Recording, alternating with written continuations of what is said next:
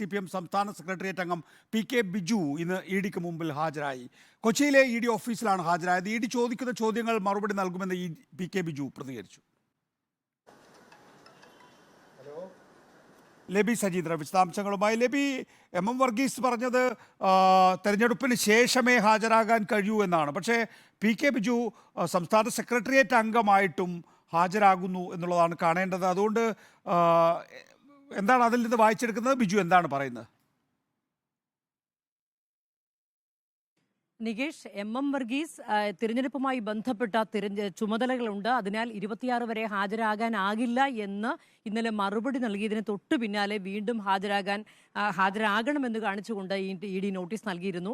അതായത് ഈ തിരഞ്ഞെടുപ്പാണ്, അതുകൊണ്ട് ഹാജരാകാൻ സാധിക്കില്ല എന്നുള്ള മറുപടി ED സ്വീകരിക്കില്ല എന്നുള്ളത് ഇതിൽ നിന്ന് വ്യക്തമാണ്. ഏതായാലും അതേ തുടർന്ന് തന്നെയാണ് ഇന്ന് PK ബിജു EDയുടെ കൊച്ചിയിലെ ഓഫീസിലെത്തി ഹാജരായിരിക്കുന്നത്. ചോദ്യം ചെയ്യലിന് PK ബിജു എത്തില്ല എന്നുള്ള സൂചനയായിരുന്നു രാവിലെ വരെ നിലനിന്നിരുന്നത്. എന്നാൽ ED ഇത് സംബന്ധിച്ച് മറ്റൊരു അറിയിപ്പും PK ബിജു നൽകിയിരുന്നില്ല. അതുകൊണ്ട് തന്നെയാണ് നമ്മളെല്ലാവരും ഇവിടെ കാത്തു നിന്നിരുന്നത്. ഏതായാലും അല്പം മുമ്പ് PK ബിജു എത്തി EDയുമായി സഹകരിക്കും, EDയുടെ ചോദ്യം ചെയ്യലുമായി പൂർണ്ണമായി സഹകരിക്കും എന്നുള്ള പ്രതികരണം നടത്തിയിട്ടാണ് PK ബിജു അകത്തേക്ക് കയറിയിരിക്കുന്നത്. ഇതിൽ എടുത്തു പറയേണ്ട കാര്യം, PK ബിജുവിനോട് ഇന്നും നാളെ അതുപോലെ തന്നെ PK ഷാജൻ, അവിടുത്തെ പ്രാദേശിക നേതാവാണ്, തൃശ്ശൂരിലെ CPM കൗൺസിലറാണ്, ഷാജിനോട് ഹാജരാകാൻ പറഞ്ഞിട്ടുണ്ട്. MM വർഗീസിനോടും നാളെയാണ് വീണ്ടും ഹാജരാകാൻ നിർദ്ദേശിച്ചിരിക്കുന്നത്. തിരഞ്ഞെടുപ്പ് അടുത്തതോടുകൂടി ചിത്രം മറിയുന്ന ഒരു കാഴ്ച തന്നെ എന്ന് പറയേണ്ടിയിരിക്കുന്നു നികേഷ്. കാരണം ഈ കരുവന്നൂർ കേസുമായി ബന്ധപ്പെട്ട ഇത്തരത്തിലുള്ള ചോദ്യം ചെയ്യലെല്ലാം ഒന്ന് ഒതുങ്ങിയിരുന്നതാണ്, ഒന്ന് മാറി നിന്നതാണ്. വീണ്ടും ഇത് സജീവമായിട്ടുണ്ട്. MM വർഗീസിനെ സംബന്ധിച്ചിടത്തോളം അദ്ദേഹത്തിന് ഇതിന് മുമ്പ് തന്നെ 4 തവണ നോട്ടീസ് നൽകിയിരുന്നു ഹാജരാകാൻ.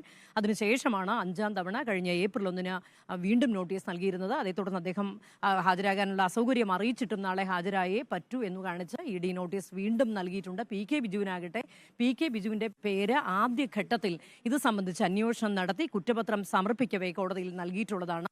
PK ബിജുവിന്റെ പേര് പറഞ്ഞിട്ടില്ല എങ്കിൽ പോലും ഒരു മുൻ MPക്ക് ഇതിലെ സതീഷ് കുമാറുമായി, ഇതിലെ പ്രതിയുമായി നേരിട്ട പണമിടപാടുണ്ട് എന്നുള്ള രീതിയിൽ കുറ്റപത്രത്തിൽ വ്യക്തമായി ED രേഖപ്പെടുത്തിയിരുന്നു. അതേ തുടർന്നാണ് PK ബിജുവിന്റെ പേര് കടന്നു വന്നതും. അതിനെ തുടർന്ന് കഴിഞ്ഞ സെപ്റ്റംബറിൽ അനിലക്കർ ഇത് സംബന്ധിച്ച വാർത്താ സമ്മേളനം നടത്തിയിരുന്നു. പിന്നീട് തിരിച്ച് PK ബിജു തന്നെ വാർത്താ സമ്മേളനം നടത്തി ഇതിൽ തനിക്ക് പങ്കില്ല എന്ന് വ്യക്തമാക്കുകയുണ്ടായി.